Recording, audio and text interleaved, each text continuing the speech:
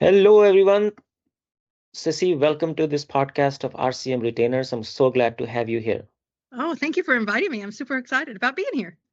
Awesome. Cissy, today we're talking about RCM. So let's just start with basics. Why should dental practices, DSOs, or anyone care for RCM? Oh my gosh, that's a loaded question.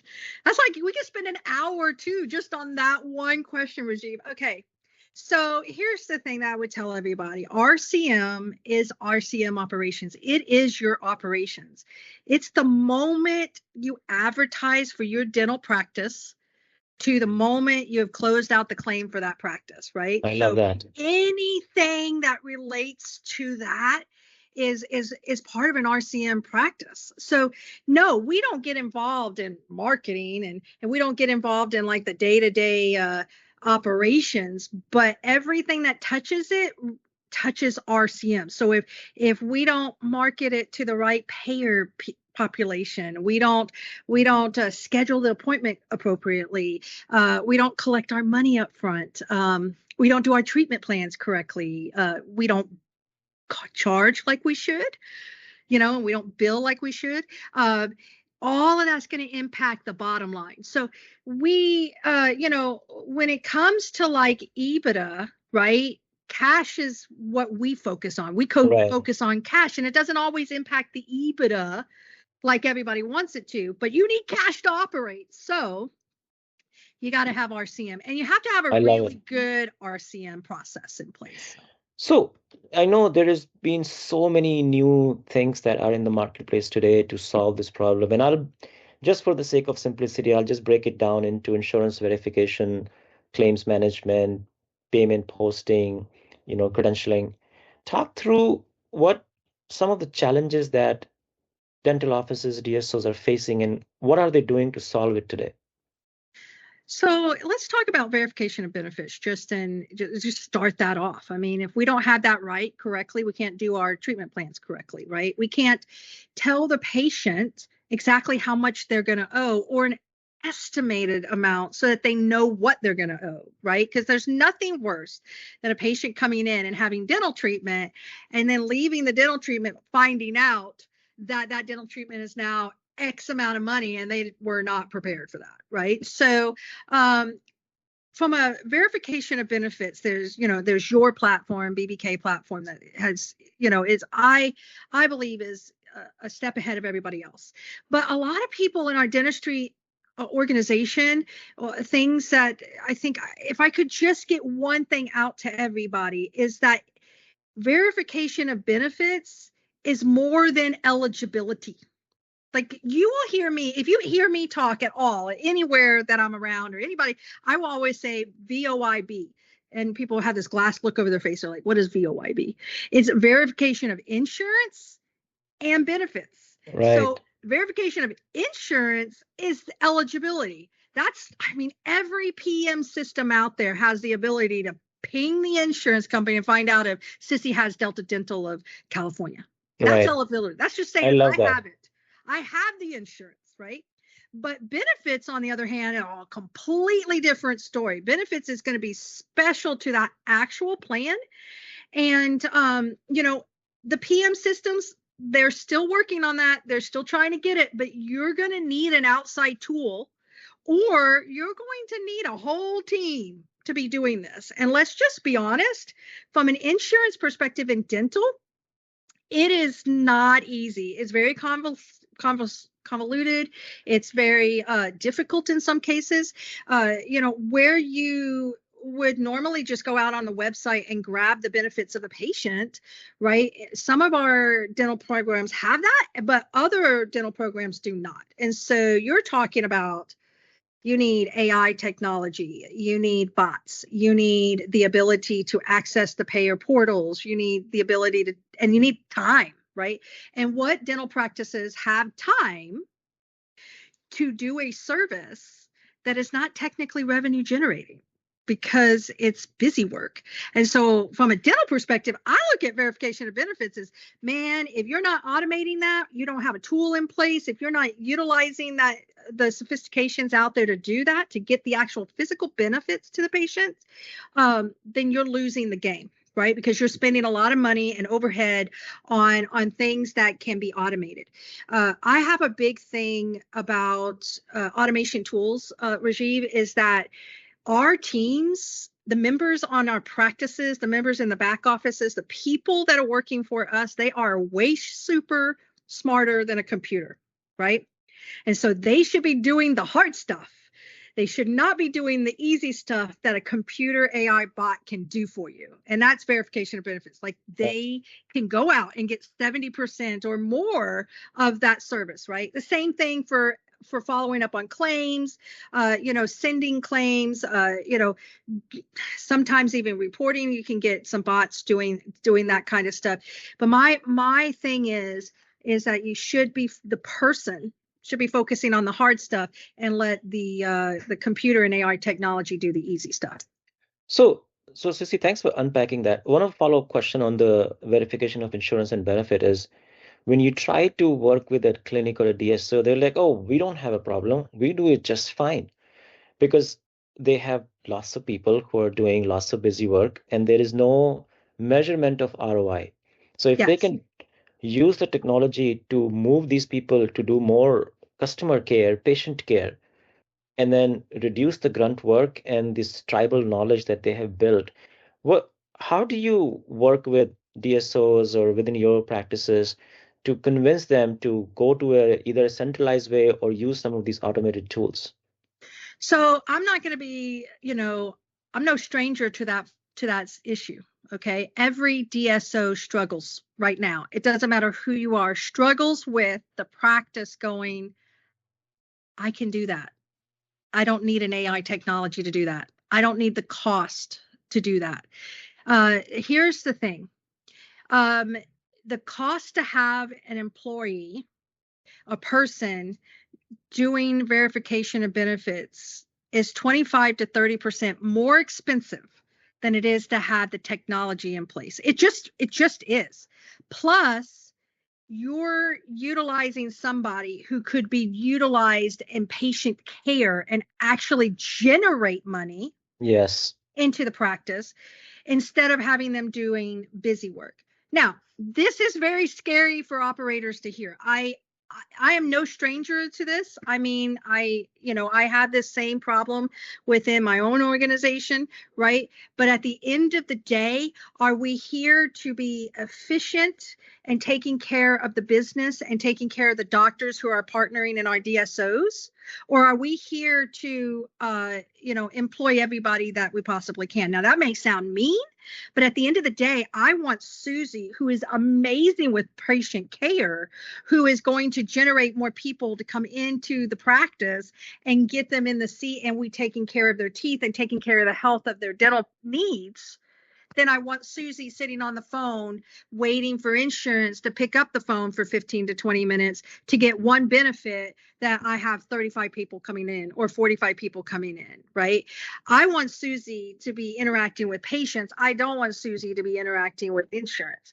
Now, unfortunately, not all AI technology can do 100% of the verification of benefit. Right. So Susie's got to do at least, 30 minutes, 30% of that process. But at the end of the day, a bot, a service can do this so much faster, and that person can be utilized in a much better situation. What I have seen, what others have seen, is people are fearful. They're fearful of you losing their jobs because they are the verification of benefits individual. They have a team of people that are verification of benefits, right? That do that job. At the end of the day, those individuals can be used in your clinic setting, your front office setting. They can be scheduling appointments. They could be getting referrals from the dental practices, right? They could be utilized to generate income into your practice and let the technology do this other stuff. Now, I'm passionate about it because I will tell you right now, efficiency is the name of the game. And when you're talking about EBITDA, now you're talking about costs, right? You're literally talking about the cost of what it does to do business. And it's more expensive to have a body now, today, in 2024. It's more expensive to have a person sitting in a seat collecting benefit information and verification of benefits than it is to have a bot do that. It just So, is. so what is that fear factor that clinics and DSOs have, which is preventing them to Well, go in that direction? I hear job security is one, but it's is it is it that's the lack of biggest.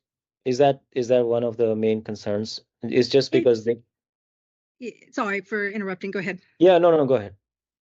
I, from my point of view, now, a lot of different things happen. I am not in the practice today, but I used to be an operator. I used to operate practices, very large practices in the medical field for many, many years. Okay. Hmm. It's the fear. It's the fear that someone is going to lose their job. But there is so much work that needs to be done operationally that we don't have enough manpower to do it. So it's all about looking at that and saying, okay, I can use Susie here. I Yeah, need here. And you got to open up the box. The people are working in this very, I have always done it this way and this is the way I'm going to do it, and oh, I'm not going to do it any other way because it's yeah, always worked this way.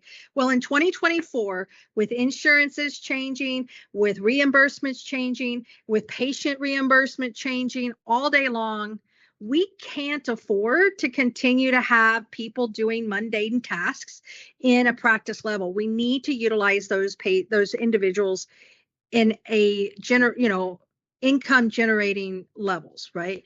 I love that. Um, and I love that. so you don't Well, have to lose your job because you're putting in technology. You know, and you utilize that person in a different way.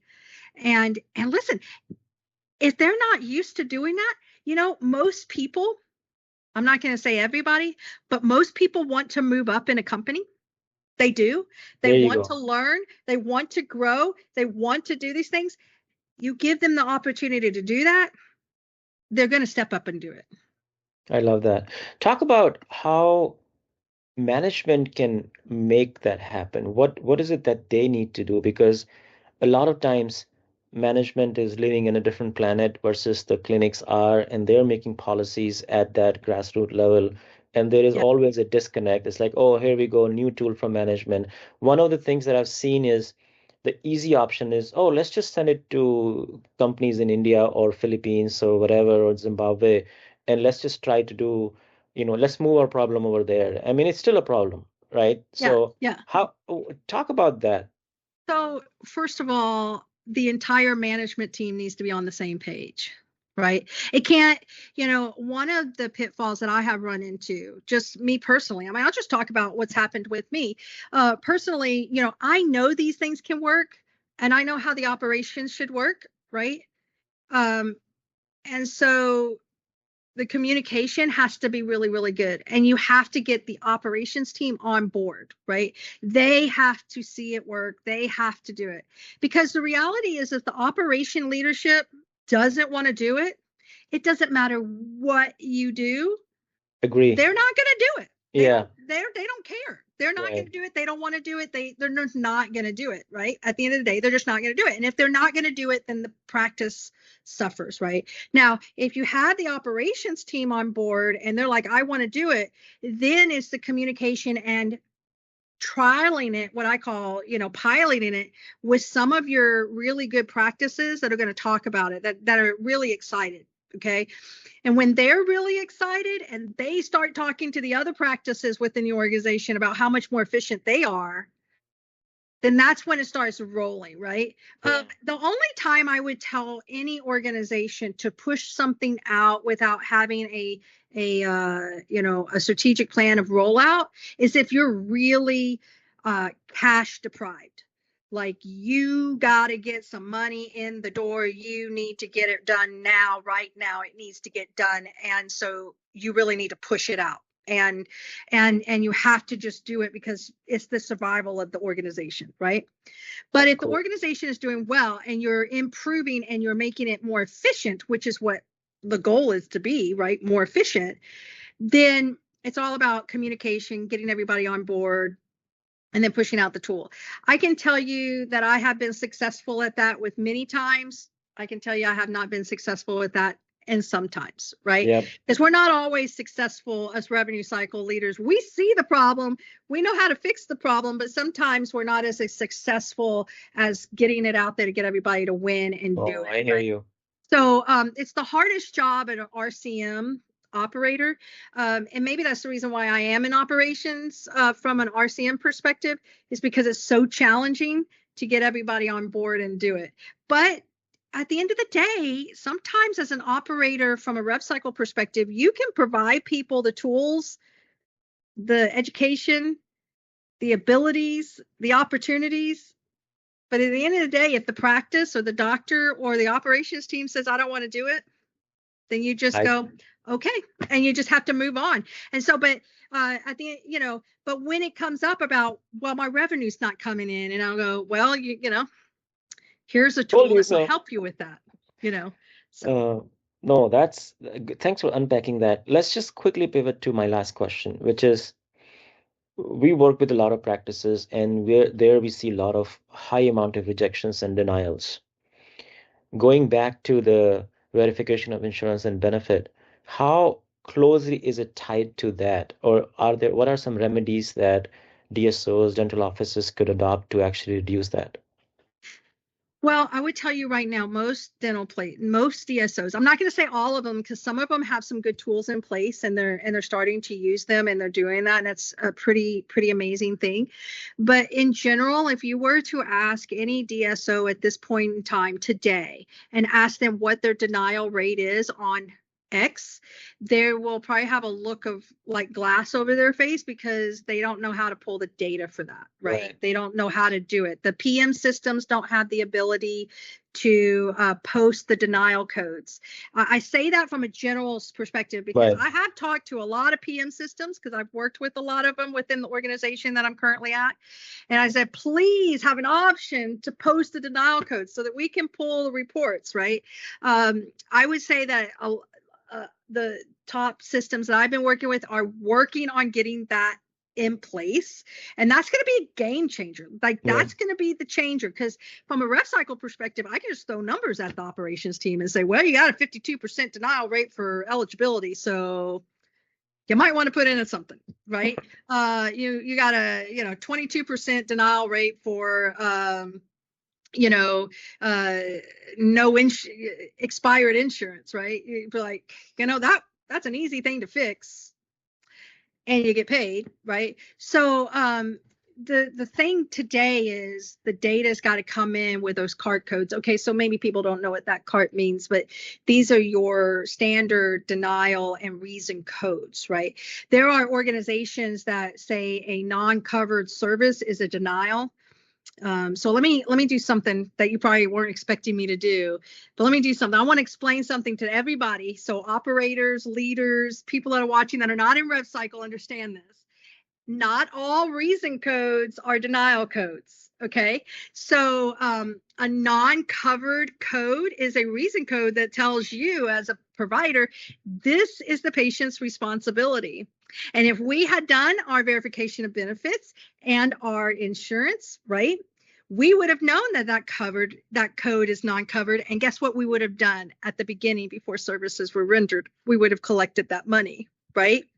I And if love it. we had known that, we would add that money ahead of time. So if we don't know that, we don't do that, and we just run the claim through, you might have somebody on the back end that's posting payments that doesn't realize or hasn't been taught that non-covered service is not a denial, but a reason code and is patient responsibility.